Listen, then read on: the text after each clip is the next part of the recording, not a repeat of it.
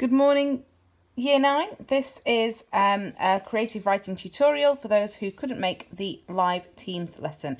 So this week it's all about creative writing because tomorrow is National Creative Writing Day. So we're using that to kind of channel your creative inspiration for a piece of creative writing. So this week what we want you to do is think about this image. This is the image you're going to be writing about. You're going to be drafting your work today and submitting it on Friday.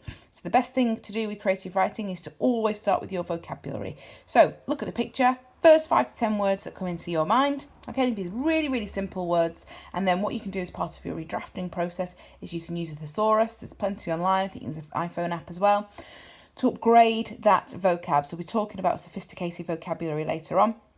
Okay, but you don't have to start with sophisticated vocabulary. Start with the first things that come into your mind, okay, and then you can look at how you can upgrade them later on. Okay, what you've got here is a list of, I suppose, a bit of a success criteria of things that you want to use to create the best piece of creative writing you can. So there's some advice here about things that we don't really want to see, okay, so try to avoid those.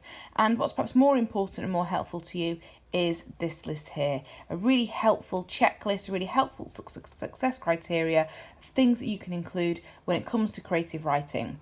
So really think about adjectives and adverbs to start your sentences. Too many times do we see sentences that start with then this happened, I, okay, the. So really think about different ways you can open your sentences. Start with adjectives, okay, so adjectives, remember, describe nouns, and adverbs describe verbs to introduce your ideas. What verbs and adjectives could you use to start your ideas of that picture?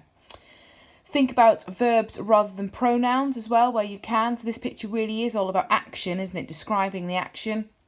Okay, your feelings perhaps during that experience. Okay, so really think about your verb, adjective and adverb choice. There's some advice next about sentences. So use a holophrase, which is a one-word sentence, which is usually a verb or adjective. And, you know, if you're confused about what a holophrase is, just have a look online. There's plenty of stuff there to help you. Use simple sentences or minor sentences to add tension. So it's probably quite exhilarating, probably quite an anxious time if you are someone in that sort of parachute there. I was going to call it hot air balloon then, but it's parachute.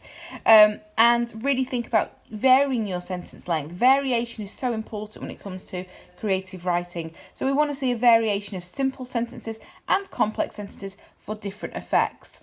Now, linguistic devices are really important when it comes to creative writing, particularly about creating sort of vivid images for your reader. And what we've produced here for you is a bit of a checklist of things that you might want to use. Again, if you're confused by any of what these things mean, get online, have a look, okay? There'll be plenty of work and plenty of advice online about these linguistic devices. So we want to see a range of these devices in your piece of writing. Okay, so with creative writing, you get 2 marks. The first marks are for what you write, so all these things here, okay, we talked about. And the second mark comes from technical accuracy. So we spoke earlier about this need for ambitious and sophisticated vocabulary. It's really important that you try to use sort of quite sophisticated and quite ambitious words, okay, that you're not just saying nice or bad or scary or exciting. Find ways where you can upgrade your vocab. And this lesson today is all about drafting. You know, you're not writing this until Friday, so you've got time to look around, to research, to upgrade some of your vocab.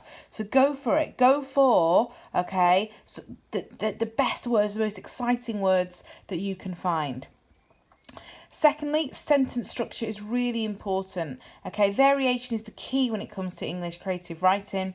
Okay, really think about how you can vary your sentences for different effects. Okay, if you are, I don't know, feeling tense or nervous during your experience, how are you going to express that through your your sentence structure? And there's some examples here that will help you think about which sentence is best for what effect you want to create.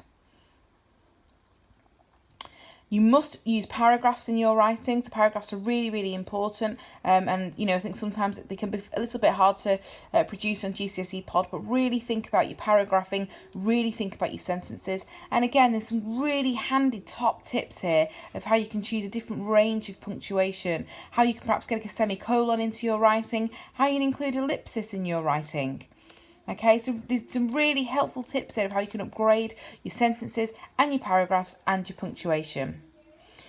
So finally, this is your success criteria. So for your lesson today, aim for 5 to 6 paragraphs to plan, aim to write in first person, use a range of ambitious vocabulary, vary your punctuation and your sentence length for impact, try to add one very short paragraph, vary your sentence openers so you're not just using the or I, and really think about those linguistic devices, those imaginative detail. We really look forward to see what you can write on Friday. So this is the task that you have been set. You'll be invited to write a creative writing competition. So you need to write a description based on this image, and there's some example openings there that you may